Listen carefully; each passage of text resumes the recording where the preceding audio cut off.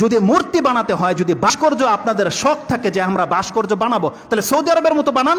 Saudi আরবের প্রত্যেকটা রাস্তার মোড়ে মোড়ে ভাস্কর্য রয়েছে, প্রত্যেকটা মোড়ে মোড়ে কি আছে? সমুদ্রের নিচে যত উন্নত মানের ডিজাইনের কিছু আপনার অ্যাকুরিয়ামে রাখা যায় এমন কিছু উদ্ভিদ তারা ভাস্কর্য করে রেখে দিয়েছে, আপনি করেন।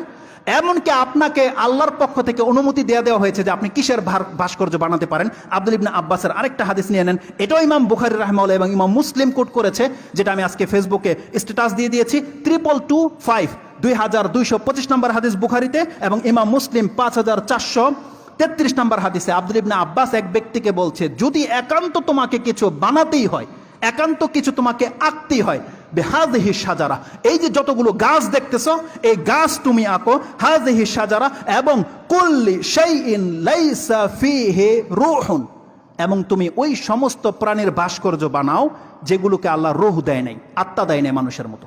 পাখি, ঘোড়া, গাধা, ভাগ, মানুষ, এগুলো বানানো যাবে না যেগুলোর প্রাণ দেয়নি আল্লাহ। গাছেরও প্রাণ আছে কিন্তু আমাদের মতো রূহ চলাফেরার মতো দেয়নি।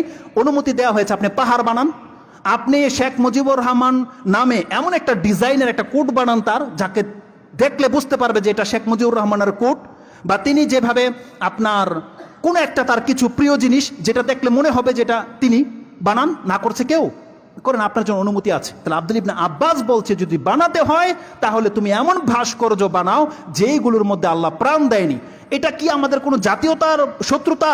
বরং আমরা চাই আল্লাহ সুবহানাহু ওয়া তাআলা কিয়ামতের মাঠে আপনাকে মাফ করে দিক। কারণ এই হাদিসে যে কথাটা বলা আছে, কোনো ব্যক্তি যদি কোনো মূর্তি বানায়, কোনো ব্যক্তি যদি কোনো মানুষের ছবি আর্ট করে হুবহু, কাল কিয়ামতের মাঠে ওকে আল্লাহ ততক্ষণ পর্যন্ত শাস্তি দিতে থাকবে যতক্ষণ পর্যন্ত ও এটার মধ্যে রূহ ফুঁকে দিতে না পারবে।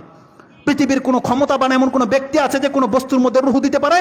তার মানে বোঝাতে চাচ্ছে রাসূলুল্লাহ সাল্লাল্লাহু আলাইহি ওয়াসাল্লাম যে এই ব্যক্তি চিরকালের জাহান্নামী, চিরকালের জাহান্নামী।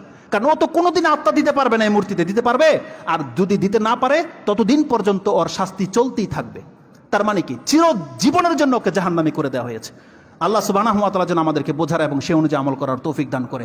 সর্বশেষ আয়াত যেটা আমি আপনাকে স্মরণ করে দিতে চাই, যেটা আমি প্রকাশ করেছি প্রথমে, সূরা নিসা 4 নম্বর সূরার 167, 68, 69, আপনি একবারে শেষ দিকে 1, 6, 7, 8 এই দুইটা আয়াত আপনি পড়ে দেন। আল্লাহ সুবহানাহু ওয়া তাআলা এত কিছু জানানোর পরেও আমাদেরকে এলান করে বলে দিয়েছে, ইন্নাল্লাযিনা কাফারু, যারা অস্বীকার করবে, ওয়া যালামু, এবং জুলুম করবে।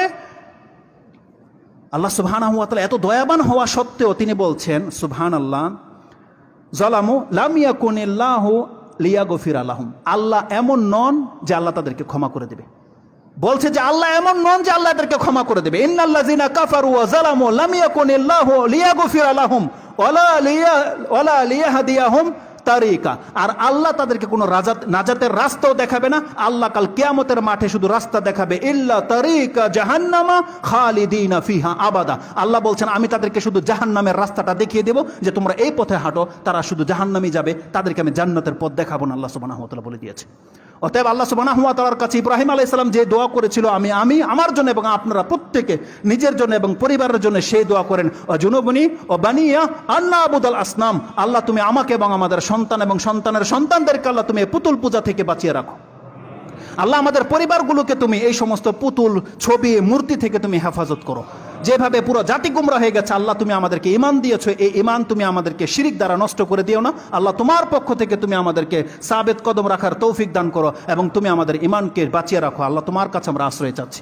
আল্লাহ সুবহানাহু ওয়া তাআলা যেন আমাদের এই কথাগুলোকে কবুল করে নেয় এবং আমাদের এই জাতিদের নেতৃস্থানীয় ব্যক্তিদেরকে যেন আল্লাহ সুবহানাহু ওয়া তাআলা হেদায়েত করে, তাদেরকে যেন মুসলমান ঘরের জন্ম হয়েও আল্লাহ যেন তাদেরকে গুমরাহিতে ঠেলে না দেয়, তারা যেন নাস্তিক না হয়ে মরে যায়। আমরা তাদের কাছ থেকে দাবি করব, দোয়া করি তাদের জন্য, আল্লাহ তুমি তাদেরকে মুসলিম হয়ে মৃত্যুবরণ করার তৌফিক দান করো এবং আমাদেরকে তুমি এমন নেতা দান করো আল্লাহ, যারা তোমার পথে আমাদেরকে ডাকবে এবং তোমার পথে টিকে থাকতে আমাদেরকে সাহায্য করবে। ইয়া রাব্বাল আলামিন, সুবহান রাব্বিকা রাব্বিল ইজ্জাতি আম্মা ইয়াসিফুন ওয়া সালামুন আলাল মুরসালিন, আলহামদুলিল্লাহি রাব্বিল আলামিন। আসসালামু আলাইকুম ওয়া রাহমাতুল্লাহি ওয়া বারাকাতুহু।